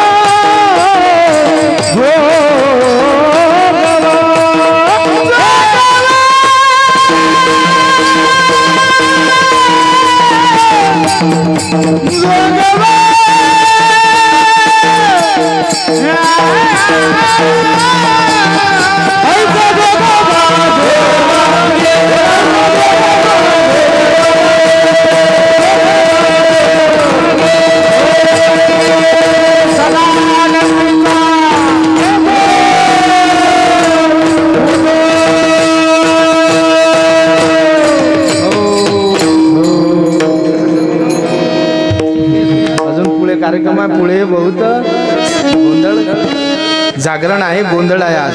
म्हणूनच आपण हा अभंग निवडण्याचा प्रयत्न केला आज. बरं का? चला, काय सांगत होतो मी? ती अनादी आहे, निर्गुण तत्वामध्ये आहे. ती अनादी आहे, जी कधीच बाधित नाही. अनादी आहे, स्वस्वरूप असणारी. जे भगवंताच्यानं काम झालं नाही ते देवीनं केलं. बरं का? कधी कधी म्हणजे जे माणसाच्यानं झालं नाही. ऐकता ना तुम्ही? ऐका, जे माणसाच्यानं झालं नाही ते कोण केलं? बायाईनं केलं. जे देवाच्यानं कधी कधी जमलं नाही ते देवीनं केलं. बरं, तुम्ही म्हणसान कसं? तर तुम्हाला पटवून देतो. एकाचे 2 घरं कोण केले? तुम्ही म्हणा ते आता. एकाचे 2 घरं बाईनंच केले बुवा. अरे जे माणसाच्यानं जमलं नाही ते एका मिनिटात बाईनं करून दाखवलं. जे देवाच्यानं जमलं नाही ते देवीनं करून दाखवलं. विठ्ठल विठ्ठल. मग अमृत अनुभवामध्ये माऊली म्हणतात, देवो देवी एकाची पाही. आता दुसरा कुठलाच आता भाव शेष राहिला नाही, म्हणून ती भवानी आहे. भवानी, तू जर मला लवकर प्रसन्न झाली, म्हणजे याचा समन्वय जर लावण्याचा झाला तर आपल्या लक्षात येईल. सत्वर म्हणजे काय? सत्वर म्हणजे लवकर, आहे की नाही? लवकर का म्हटलं शिन लवकर? कारण हा पंचतत्वाचा देह कधी निघून जाईन सांगता येत नाही. दिवसाचे 4 आणि रात्रीचे 4 या 8 प्रहरामध्ये जाताय ते आयुष्य, खाताय तो काळ. खातो की नाही? चली जा रही है उम्र धीरे धीरे, 8 प्रहर और 7 सवेरे. दिवसाचे 4 आणि रात्रीचे 4 8 प्रहरात जात आहे ते आयुष्य बुवा. तुकोबराय युक्तिवाद करतात, जरा करण मुळी सांगू आले गोष्टी. कानाजवळचा केस पांढरा झाला समजावं म्हातारपण आलं. होतात का लोक सावध? त्या पांढऱ्या केसाईले बी पालिश लावून काळे करायची ताकद आहे माणसाची. लाल मेहंदी, काळी मेहंदी, हिरवी मेहंदी, अमकी मेहंदी, ढमकी मेहंदी लावतात की लोक. एका घरामध्ये सगळ्या लोकांना पांढऱ्या केसाईले मेहंदी लावून काळे केले. त्या पांढऱ्या केसाईले मेहंदी लावून काळे. त्या घरात 5 वर्षाचा पोरगा होता, त्यानं चुना आणला आणि डोक्याला लावला. त्याचा बाप म्हणे, का रे आम्ही पांढऱ्या केसाईले पालिश लावून काळे केले आणि तुनं काळ्या केसाईले चुना लावून काऊन पांढरे केले? तो पोरगा म्हणे, घरात बंदे जवान दिसता, कोणी तर म्हातारं दिसायला पाहिजे. घरामध्ये म्हाताऱ्या माणसाची गरज आहे. ते वट्यारी बसेल असले तरी आहेत की नाही, जुन्या लोकांचं त्याचा आधार असतो. महाराज म्हणतात कधी निघून जाईन सांगता येत नाही, म्हणून हे जगज्जननी, हे भवानी, हे आदिमाया, तू आता मला लवकर प्रसन्न हो, म्हणजेच सत्वर पावगे मला. सत्वर पावगे मला. पाव म्हणजे वडापाव नाही, प्रसन्न. लवकर मला प्रसन्न हो भवानी आई, सत्वर पावगे मला. आणि जर तू मला प्रसन्न झाली तर मग एक प्रलोभन आहे. काय आहे? रोडगा वाहीन तुला. मग रोडगा म्हणजे काय आहे? तर हा पंचतत्वाचा रोडगा आहे. जसं तो रोडगा करत असताना जुन्या बाया करतात की नाही, ताव्यावर त्याच्यामध्ये नैवेद्याला बनवत होते. त्याच्यामध्ये ते पीठ, पाणी काही आणि मग तुपामध्ये असं बनवत होते. तो रोडगा तो 5 गोष्टीनं बनवला जातो. तसा हा देहरूपी रोडगा पंचतत्वाचा आहे. पृथ्वी, आप, तेज, वायू हे जे पंचमहाभूत आहेत, या तत्वानी बनलेला हा रोडगा, बरं का. आणि मग जसा तो रोडगा बनवता तुम्ही तसा ऐकता ना तुम्ही. स्वयंपाक करत असताना, स्वयंपाक घरामध्ये करतात की नाही, काही काही बाया पहा तुम्ही, स्वयंपाक करत असताना एवढा सुंदर स्वयंपाक बनवता महाराज, असं वाटते जणू काही अन्नपूर्णा माताच प्रसन्न आहे त्याच्या हातात, एवढं स्वादिष्ट. आणि काही काही बायाचा स्वयंपाक पहा तुम्ही, डबेचे डबे मसाला आणि चव नाही कशाला. मसाल्याची वाण नाही, चवीचा पत्ता नाही. एका बाईनं भाजी केली, माणूस जियाले बसला, पहिला घास घेतला, डोळ्यातून आसन, कानातून चिचोरेच. ते बाई म्हणे, माय तुमच्या डोळ्यातून असं, तो बा म्हणे प्रेमाचे अश्रू आहेत. हे बाई म्हणे, देऊ का भाजी? आता सैन्य होणार म्हणे त्या अश्रू, आता काही सैन्य होणार, जाऊ द्या. आणि काही काही लोकांची एवढी पंचायत आहे महाराज. एक जण माझ्याकडे आला, जसं महाराजकडे येतात की नाही तसं मला एका जणाने विचारलं, म्हणे महाराज आमच्या दोघांचं जमतच नाही म्हणे, बरं आता याच्यावर काही उपाय असेल काय? मस्त राहतो दुसरा काही उपाय आहे का? पण लोक काय विचारतील महाराज. मी तर आमच्या बळीराम महाराजची खरंच धन्यता समजतो. विठ्ठल विठ्ठल.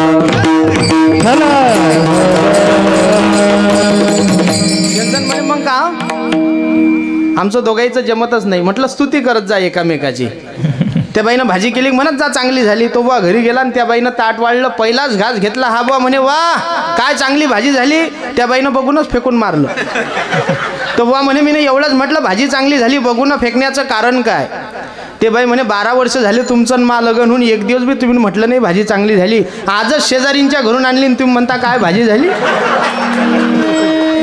किती कठीण आहे. काही काही बायाचा स्वयंपाक पहा तुम्ही महाराज, एवढं कठीण आहे. आणि काही काही बाय अन्नपूर्णा माताच प्रसन्न, एवढा सुंदर. एका ठिकाणी लाडू केले एका बाईनं, जिभीवर ठेवले महाराज इरले, आणि एका बाईनं लाडू केले ते भीतील फेकून मारले, शात्यावर वापिस आले पण फुटले नाही ते लाडू. पण ती रेसिपी करत असताना पंचतत्वात मग त्याच्यात सर्व गोष्टी ॲड करतात, पाणी दूध तूप असं सर्व टाकतात की नाही. तो पंचतत्वाचा बनवलेला रोडगा, तसा हा पंचमहाभूतापासून बनलेला देहरूपी रोडगा. हा देह समर्पिजे देवा, म्हणजे हा देहरूपीच रोडगा आता त्या देवाला समर्पण करावा. कोणता? जसं नादबाबा एका गोंधळामध्ये म्हणतात मग पुन्हा, जय जगदंबे पूर्ण कदंबे जग उदबोधे, देह तुझा अर्पिला तुझ म्या फुलोरा बांधिला हो, फुलोरा बांधिला, देह नावा दिला तुझ म्या फुलोरा बांधिला.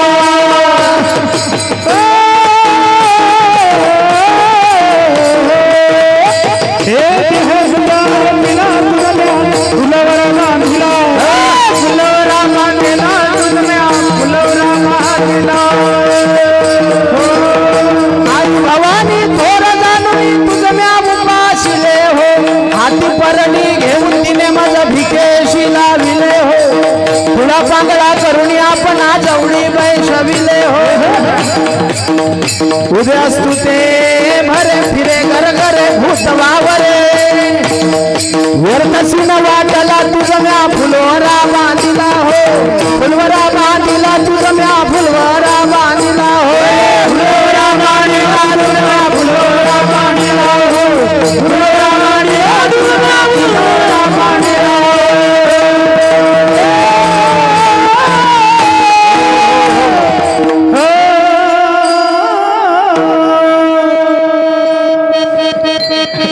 देह तुझ अर्पिला.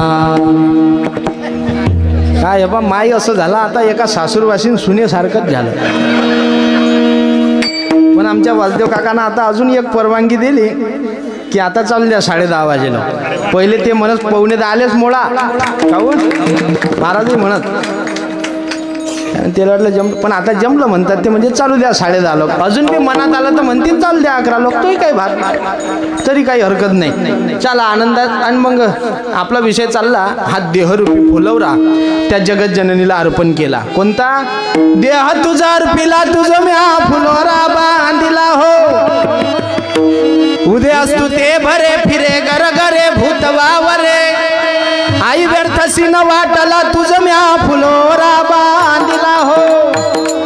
हा देहरूपी फुलवरा त्या जगत जननीला आता समर्पण केला. म्हणजेच हा देहरूपी रोडगा त्या जगत जननीला वाहिला, जगत जननीला समर्पित केला. त्या जगत जननीला हा देहरूपी रोडगा देहरूपी फुलोरा अर्पण केला. म्हणून आई तू जर मला प्रसन्न झाली जगत माया जगत जननी, तर मी काय करेल, मी तुला हा रोडगा अर्पण करेल. पण हा रोडगा वाहत असताना त्याच्या आधी माझी काही इच्छा आहे, म्हणजे काही मागणी आहे, काही अपेक्षा आहे. म्हणजे याला म्हणतात प्रलोभन, बरं का.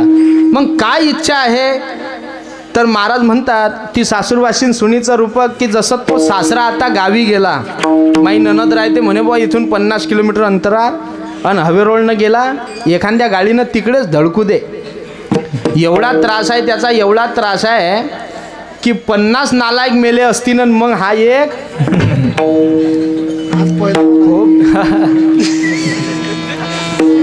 खूप त्रास आहे म्हणे त्याचा. आता असं कर की तो गावाला गेलेला आहे, गावाला गेला म्हणून आई तू असं कर, आता त्याला तिकडे संपव. आता आपण असं करू, सर्व महाराज मंडळीला मी विनंती करतो की आपण सर्व आता प्रमाण म्हणू आणि शेवटच्या चरणाला चाल म्हणू. बरोबर आहे ना, की म्हणता येईल शेवटच्या चरणाला म्हणू.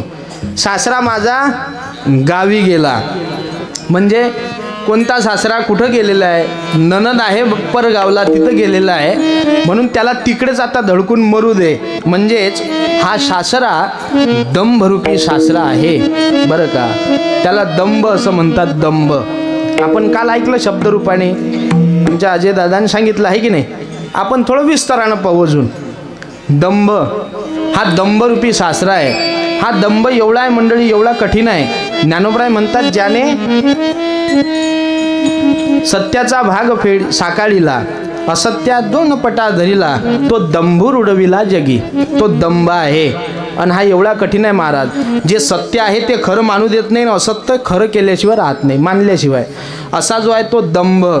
आणि हा दंभ, दांभिकता बऱ्याच प्रकारची शास्त्रामध्ये सांगितली की नाही. वक्त्यामध्ये बी सांगितली, श्रोत्यामध्ये सांगितली.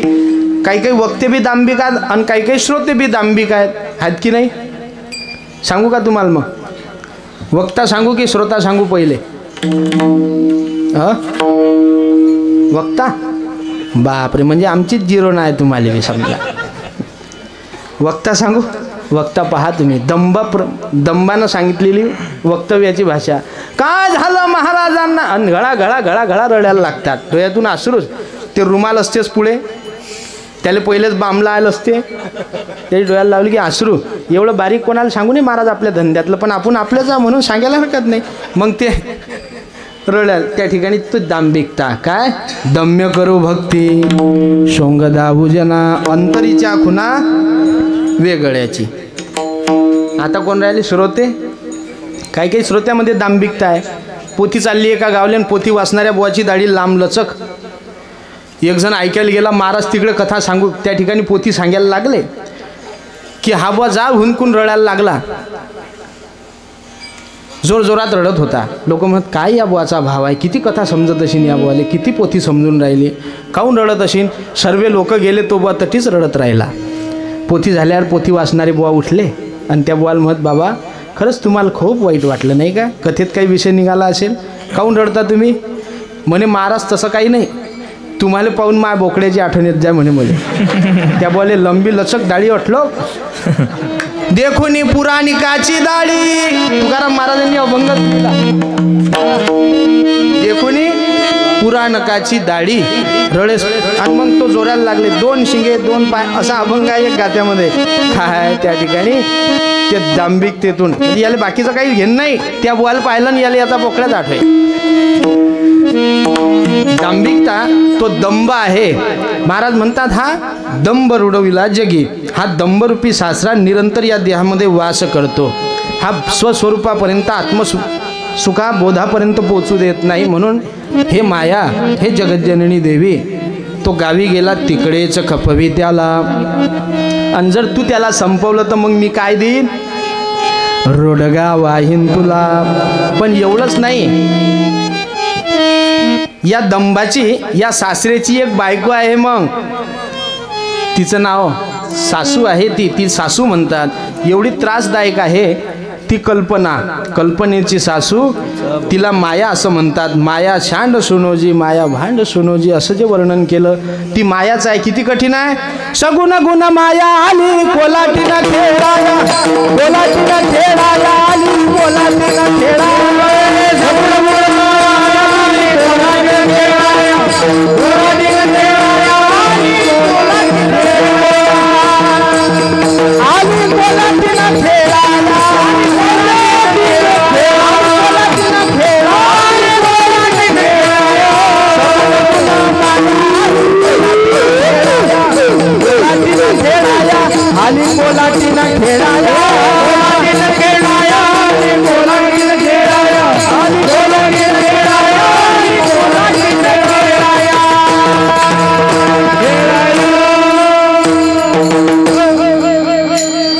सगुण गुण माया हो आली कोलाटीनं खेळाया.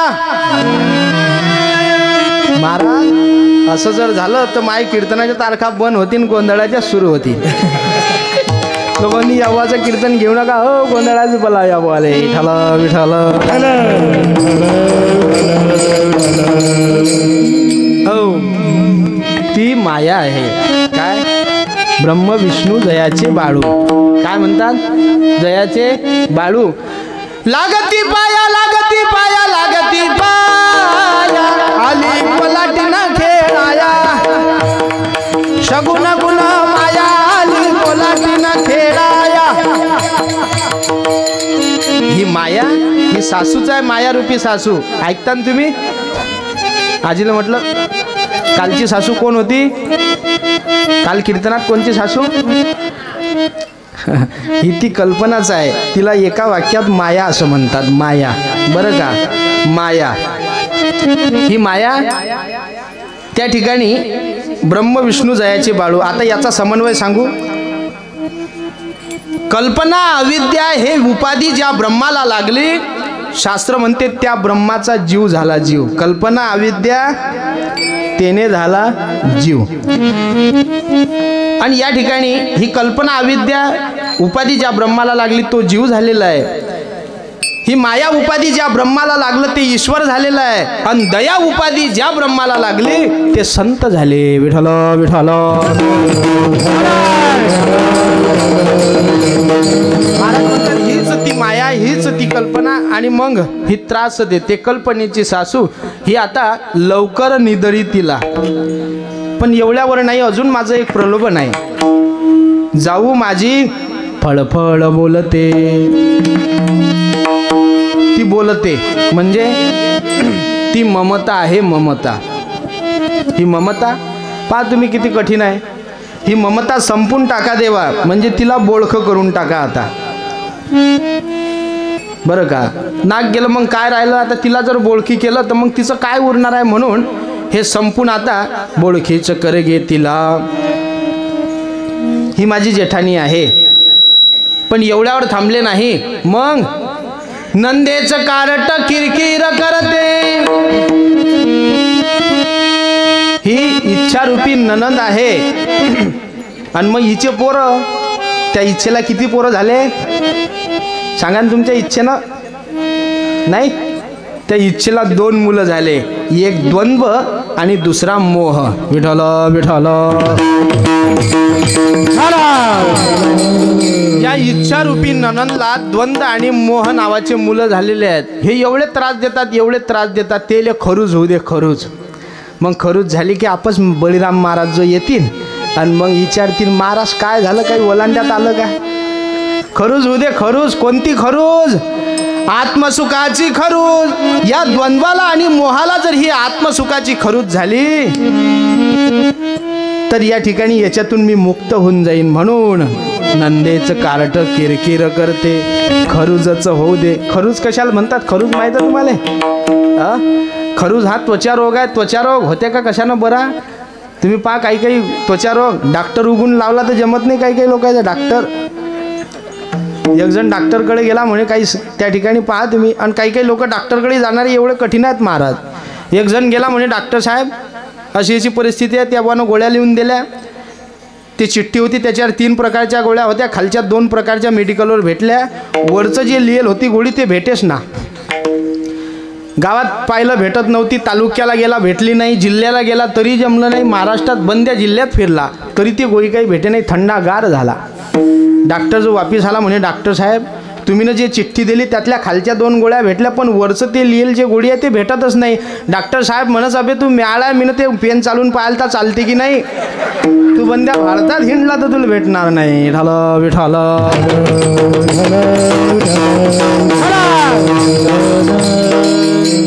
काही काही गिराईक असे बी आहेत. मग आता खरूच होऊ दे.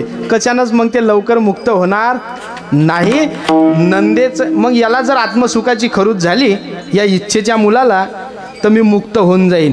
पण एवढ्यावर थांबले नाही. मग आता हे जर सर्व संपले तर एकच उरीन. मग कोण?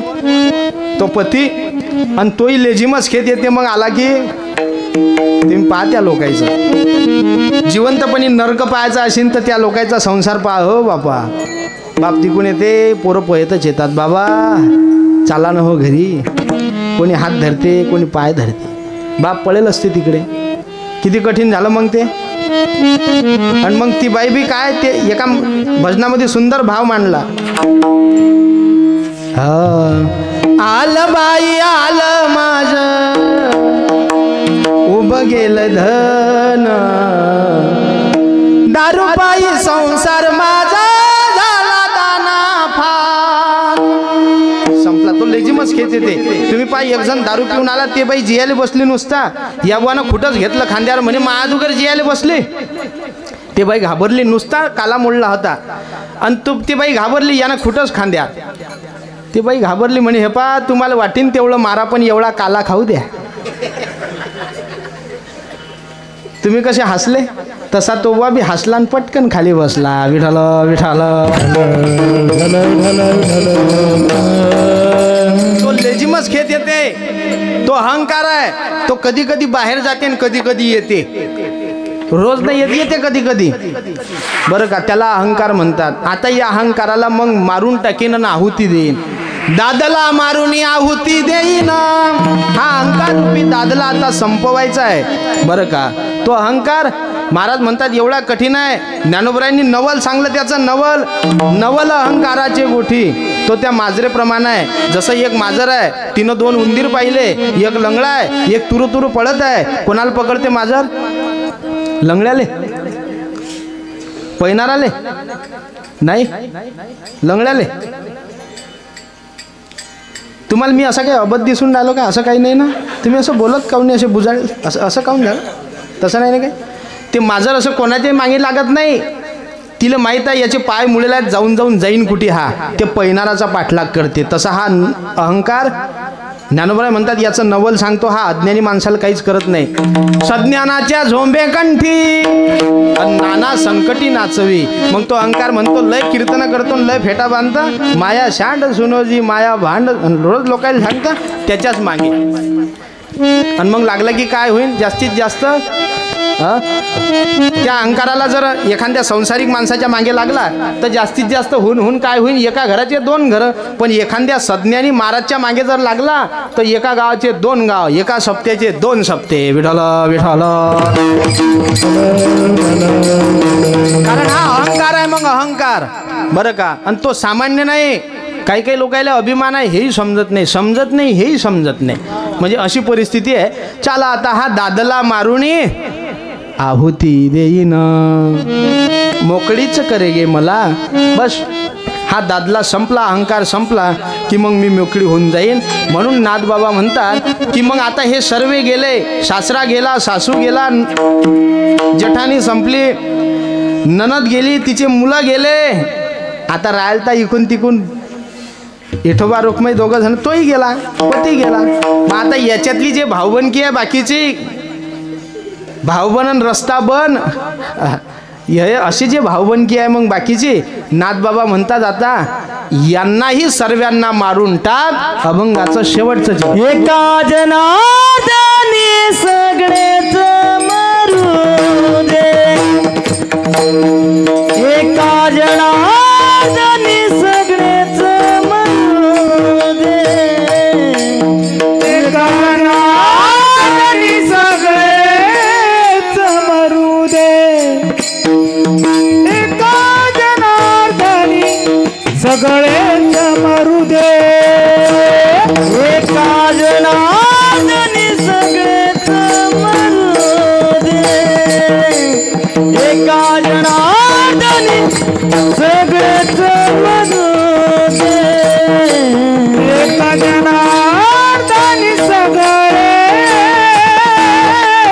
मरू दे, एका जनार्दनी सगळेच मरू दे, मरू दे. एकटीच राहू दे मला, एकटीच राहू दे मला, एकटीच राहू दे मला, सत्वर पावगे मला, आई सत्वर पावगे मला, एकटीच राहू दे मला, एकटीच राहू दे मला, सत्वर पावगे मला भवानी, सत्वर पावगे मला, रोडगावाईन तुला भवानी आई, आई, आई, आई,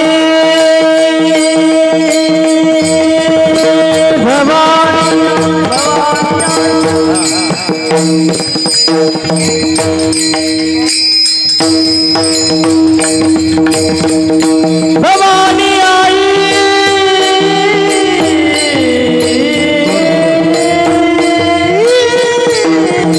भवानी आई भवानी आई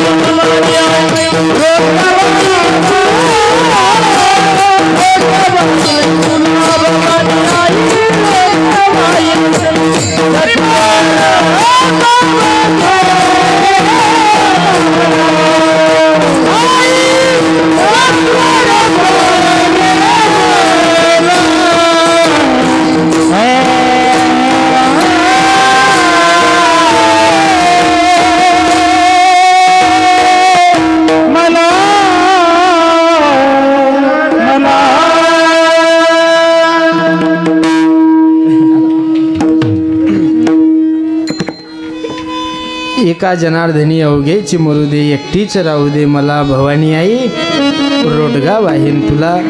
वेळ आपली संपली. सर्वांनी एक वेळ हातानं टाळी, मुखानं भगवंताच्या नामाचा घोष करू. सर्वांनी मस्त हात मोकळे सोडा. लाईव्ह प्रक्षेपण चालू आहे आमचं राजा पंढरीचा या चॅनलवरती. सर्वांनी हात वर करा आणि एका 2च मिनिटामध्ये भजन करू आणि थांबू.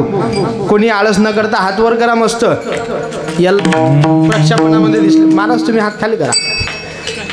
सर्व दिसले पाहिजे ना हात, नाही मुंडक्यात हात तर दिसले पाहिजे तुमचे. आमच्या घरचे लोक वैयक्तिक की हे हात आपलेच, असं काहीतरी वैयक्तिक रे. राहू द्या, सकाळ लोक असेच नाही. विढोबा रखुमाये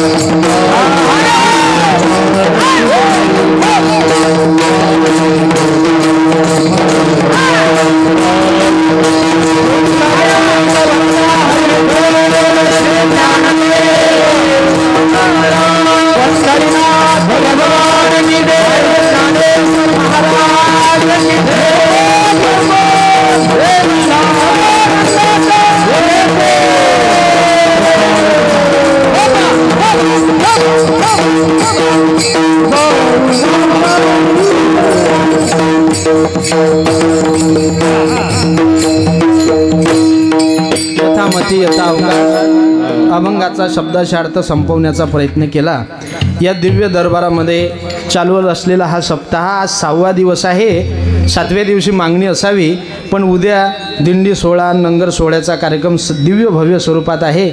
म्हणून या ठिकाणी तो 7वा दिवस आज 6व्या दिवशीच या ठिकाणी या दिव्य दरबारामध्ये आणि विशेष स्वरूप या कार्यक्रमाचं आलेलं आहे. मंडळी, या मंडळींनी हा अट्टहासाने जे या ठिकाणी हे घडून आणलेलं आहे, आमचे आदरणीय श्री वासुदेवजीराव भोपळे यांनी त्यांच्या जमिनीमधला हिस्सा असणारा हा सर्व भाग या संस्थानला समर्पित केलेला आहे आणि त्याचा कार्यभार आमचे आदरणीय बळीराम महाराज हे चालवतात. जागती जोत तुळजा भवानीवरून आणलेली आहे, जेजूरवरून आणलेलं हे सर्व एक नवदैदिप्यमान चैतन्य आमच्या वसाडी गावाला लाभलेलं आहे. आणि खरंच आहे, हे महात्मेच आहेत बरं का.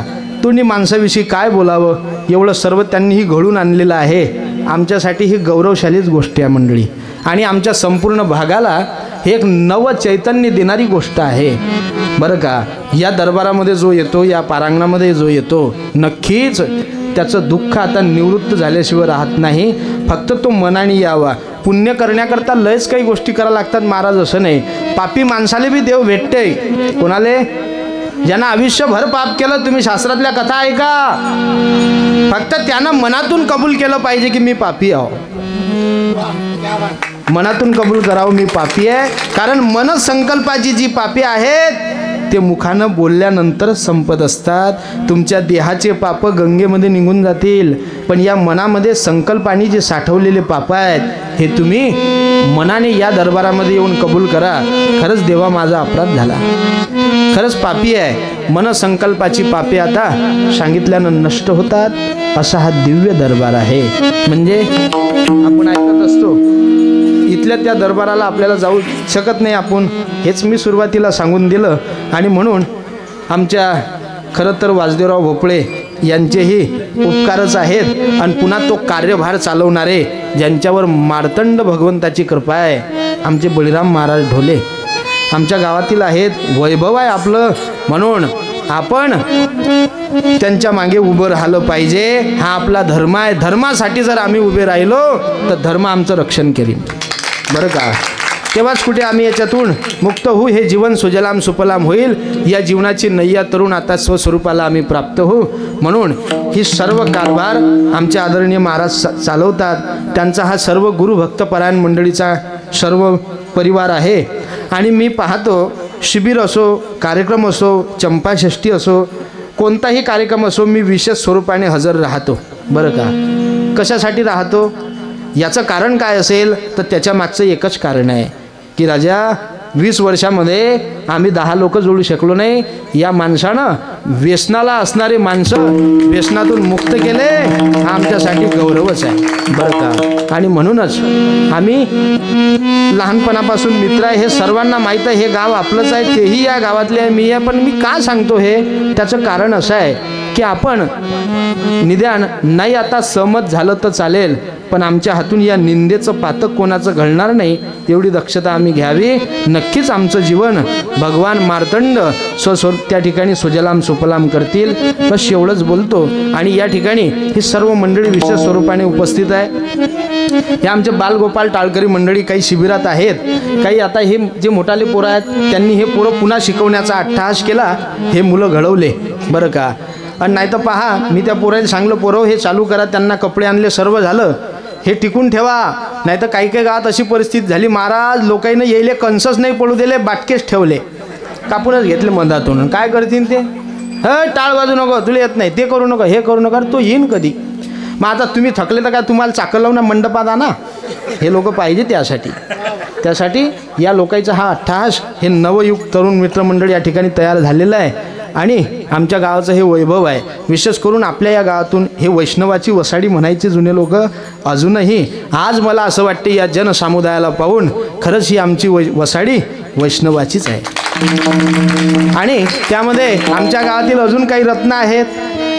अभिनव गान गंधर्व महाराष्ट्रभर फिरतात. आमचे बळीराम महाराज बोधळे असतील, आमचे प्रल्हाद महाराज बोधळे आहेत, आमचे विनोद पाटील आहेत, अजाबराव पाटील आहेत, आमचे वासुदेवजी वावगे आहेत, आमचे शिवरी महाराज साठे आहेत. ही सर्व मंडळी आमच्या गावातील महाराजांवर प्रेम करणारी, त्यांचं हे सर्व वाघमंडळ. आणि विशेष करून या कार्यक्रमाला विशेष साथ ज्यांची आहे, आमचे परममित्र महाराष्ट्रभर फिरतात, निलेश महाराज अळाव, आमचे आदरणीय परममित्र गजानन महाराज गावंडे. विशेष करून कालपासून उपस्थित झाले आमचे हरिभक्तपरायण बालाजी महाराज तिळके. रोज साथी करतायत आमचे दादा महाराज पाटील. विशेष आज हार्मोनियमवर बसले आमचे दिगंबर महाराज माले. आणि हे 2 इंद्रासारखी मंडळी, यांना तर काही बोलण्याचंच गरज नाही. आमचे आदरणीय परममित्र आदित्य महाराज, एकाकडून आमचे धरणगाव कुंचे हरिभक्तपरायण नयन महाराज, विनेकरी आमचे शिवरी महाराज साठे, आणि आमचे बंधू चोपदार कोणा मोहनराव बोधळे. वा वा, जसं पाहिजे तसंच चोपदार खासच दिला काका पण तुम्ही. आणि हे सर्व मंडळी विशेष करून मंदिराला जे तनमन धनानं सहकार्य करतात, ही महाराजांवर प्रेम करणारी सर्व मंडळी आहे. त्यामध्ये आमचे वाघ महाराज आहेत, बाकी सर्व मंडळी आहेत. विशेष स्वरूपाने सर्वेच्या चरणाला स्पर्श करतो.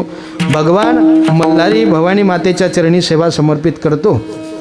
या मंडळींनी 4 वर्षातून का होईना यावर्षी मला इथं सेवा करण्याचा योग प्राप्त करून दिला, म्हणून मी माझं भाग्य समजतो.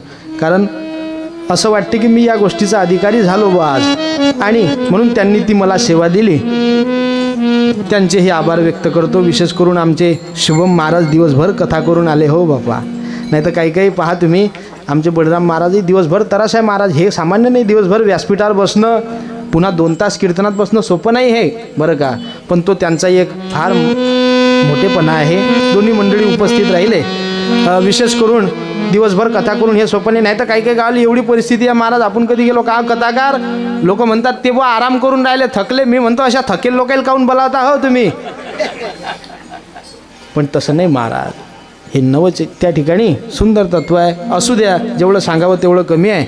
ज्यांनी माझा आवाज तुमच्यापर्यंत पोहोचवला, आमचे भंडारीचे साऊंड सर्व्हिस अरुण भाऊ चोपडे यांचे आभार. सर्वेच्या चरणाला स्पर्श करतो आणि या ठिकाणी थांबतो. ज्ञानेश्वर